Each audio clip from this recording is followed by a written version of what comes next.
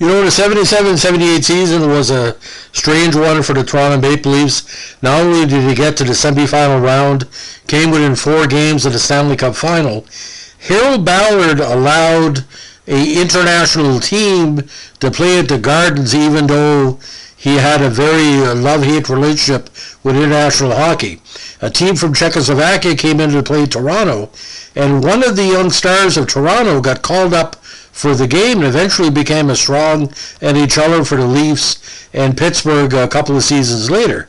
Now, Greg Hotham had every skill that a defenseman from the 1970s and 1980s needed.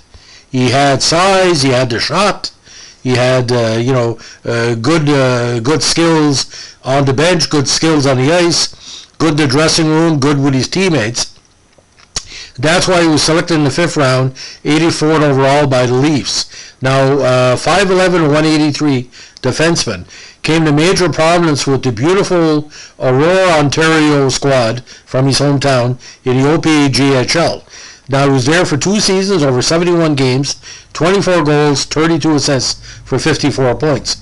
He graduated to Kingston of the OMJHL, and in 1976, his draft year, he put up some terrific numbers, 42 points in 49 games.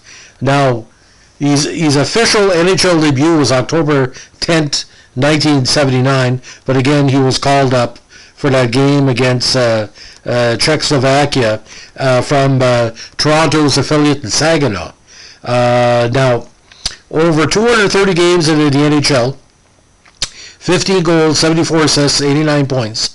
In the playoffs, 5 games. And in Pittsburgh, where he showed up after Toronto, passed on him, he was a teammate of Mario Lemieux. So he was part of that new era of hockey and kind of a tie-in to the old era of the 70s. Now, of all people, he was paired on defense in Toronto with Dave Burrows, not the greatest offensive threat in the world, but good experienced defensive work on. He was paired with Burrows for the 1980 season. Unfortunately, injuries kind of cut into his NHL career. He missed parts of the 83 season with a sprained knee, an injury suffered in November 82, as well as separated shoulder and back injury. He also missed part of the 84 season with a broken nose, an injury he suffered in a fight with, of all people, New Jersey's Jan Ludwig, who was not known to be a battler, as we say. Now, he had a bad case of mono in September 84, which left him out of the lineup for quite some time in 85. Now, in the minors with Saginaw, he had some really, really good results. He won an IHL Turner Cup with them in 77, was an All-Star second team in 78, made the CHL All-Star game in 82 with Cincinnati, and he also played on the IHL regular season champs with Saginaw. Now, what he's more well known for, of course, is his time in New Brunswick, where he became a hero to a lot of young hockey players and a lot of women. No, truth be told, a handsome man. Played with Dallas Blackhawks in 78 to CHL in the playoffs. Then found a home in New Brunswick for 76 games in 79 as pretty well their top defenseman.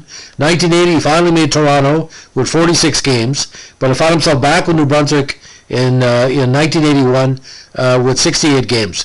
But over those 2 seasons in Toronto, 57 games, 4 goals, 11 assists for 15 points. So we figured, hey, it's going to open up. But he found himself in Cincinnati in 82, and it was traded, of all things, another bad trade from Montreal, to exchange for future considerations, which ended up being a 6th round draft pick, of all people. Now, I think Toronto gave up too soon on Hotham. I really enjoyed his play because if you can make an AHL with New Brunswick at the time, or like a New Brunswick minor pro team, you got those really rough games on the road, you got the regional rivalries, you had the Franklin Express involved, you had rivalries against squads from the eastern part of the states. If you could survive the AHL, but Toronto had a lot of prospects on defense, but I think what they needed from him was something he couldn't give because maybe he wanted more goal scoring. Anyway, hard to explain. But it was used in New Brunswick again. He made a lot of friends, and the women liked him.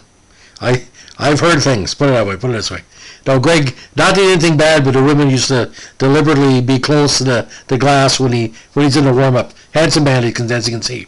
Now, again, he was one of Mario's first pro hockey teammates with Pittsburgh in '85. Now, after he retired, he returned and began a career in sales in Ontario. Now, he's also coached minor hockey and has become active in Old Timers charity hockey in retirement. Now, he's also the father of major junior player Scott Hotham, who had good skills like his father. Now, Andrew is also, his son is also professional hockey players. Scott played the 2012 season in the Austrian Hockey League, while Andrew played the 2012-13 season with the Wheeling Nailers of the ECHL and the Oklahoma City Barons of the AHL. So, again, look at the teams he played with, ladies and gentlemen. Some of the most popular teams of his era.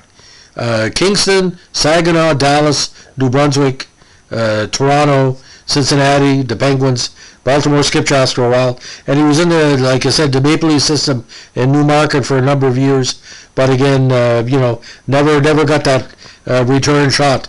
Best season for me, in my opinion, was '84, when he put up 30 points in 76 games, when, it was, Penguins had a really long year that year, for obvious reasons, with the Mario transition. But I really wonder, like I said, you look at the New Brunswick Hawks numbers over the years, almost, 100 points in approximately 160 games, and he put up some good numbers in the playoffs, especially in 1980 New Brunswick. Anyway, ladies and gentlemen, thanks for listening. Give us a like, comment, or subscribe, and don't forget, keep your stick in the ice. Bye!